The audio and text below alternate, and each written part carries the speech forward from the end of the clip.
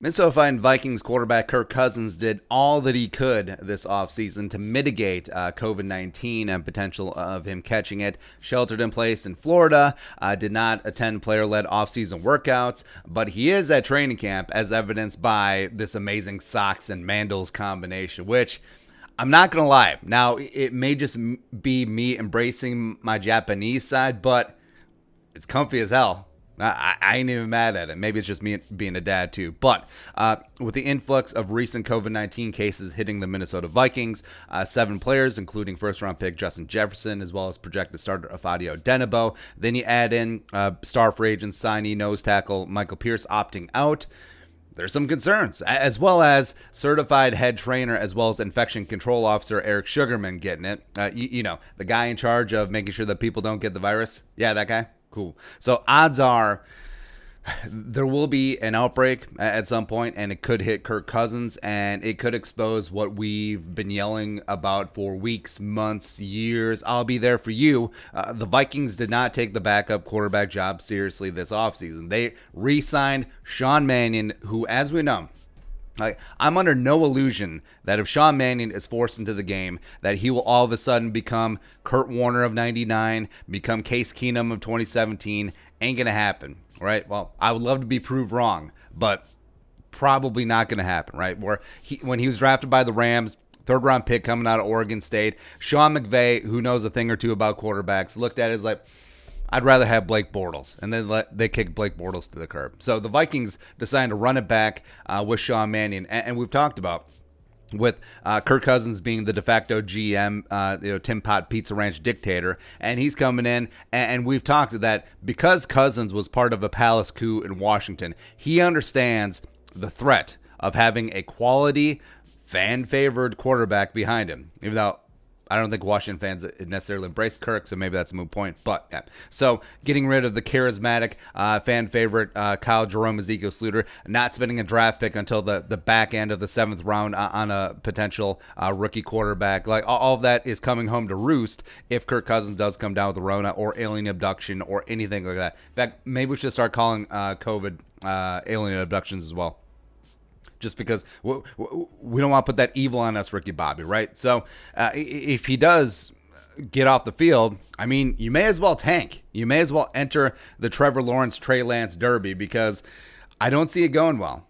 We've said if Mannion starts 16 games, how many games the Vikings going to win? 5, maybe. Browning, probably same area. Stanley, less. It's not great. And so the initial outbreak should scare the Vikings into rectifying the mistakes that were made this offseason, where I think Rick Spielman did a hell of a job this offseason. You love the draft. You like shedding some of the veteran contracts that were already past their due.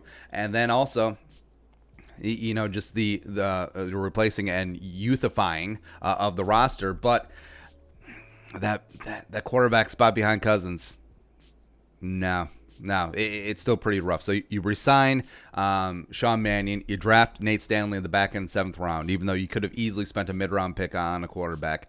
I don't know. Problem is that it may be way too late to save this season if something does happen to Cousins, because free agents already picked over. The draft is done. Would have felt a lot better paying up a couple $1 million, landing Andy Dalton, who has at least started at some point in this league. Plus, Zimmer and Dalton have that experience in Cincinnati. Actually, maybe that's why he didn't want Andy Dalton, because I've seen 14 week in, week out in practice.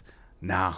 Or they could have gone after Case Keenum before he signed with the Browns, or even Jameis Winston, who signed for a league minimum deal in New Orleans. Just going after him, swiping him up, or drafting a mid-round quarterback that would have put the Vikings fans' minds a lot more at ease. It's not like you didn't have the picks.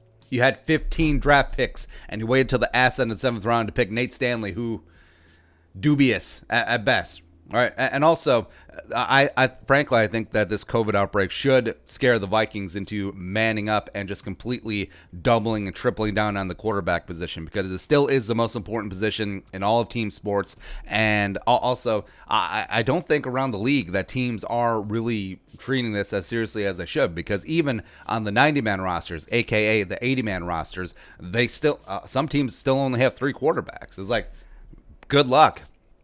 best of luck to you. So the Vikings currently have 4 on the 80-man roster. I think that they should at least carry 5, ideally 6 on both the 53-man roster as well as practice squad. Carry 2 on the practice squad. You have expanded roster spots. Who really cares? As well as at least one of them, maybe even 2, should be forever quarantined. So just completely in their own space, isolated.